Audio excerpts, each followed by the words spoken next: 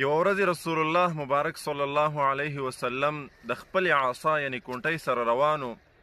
رسول الله مبارک چې کله په لاره باندې تېرېدو نو یوه ونه یې ولیدله چې د هغې ونې پاڼې بالکل چې شوې وې د دې ونې په شان. نو رسول الله مبارک صلی الله علیه وسلم د خپله کونټۍ راواغسته او دغه ونه یې داسې پې ووهله چې په دې سره د دغې ونې نه ډېرې پاڼې راوغورځېدلې.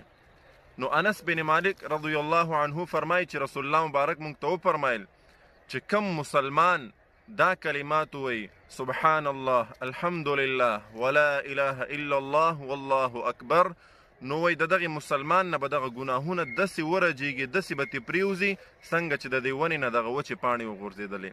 نو مسلمانانو ورونو دغه کلمات ډېر اسان دي. زه هم اوس په دې لاره تېرېدلم دغه ونه مې ولیدله او دغه حدیث رسول الله مبارک راته رایاد شو.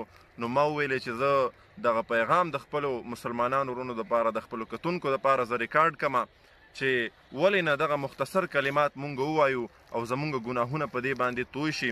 اگر چې دغه ونې نه پاڼې خو ډېرې لږې توی شي، کیدی شي په دې کلماتو سره الله رب العزت زمونږ او ستاسو ډېر ګناهونه توی کړي او مونږ او تاسو ته پکار دي چې دغه کلمات د خپلې زندګۍ معمول جوړ کړو. سحر ماښام په هر حالت کې مونږ دغه کلمات ووایو. کلمات ډېر اسان دي، سبحان الله الحمدلله ولا اله الا الله والله اکبر.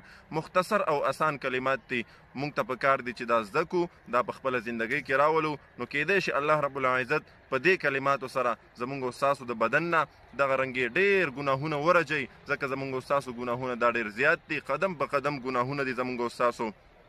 نو موږ او تاسو پکار دي چې دا کلمات زده کړو او وی وایو، او دا وینا د رسول الله مبارک صلی الله علیه وسلم ده. نو بیا پکار دی چې موږ په دې باندې عمل وکړو.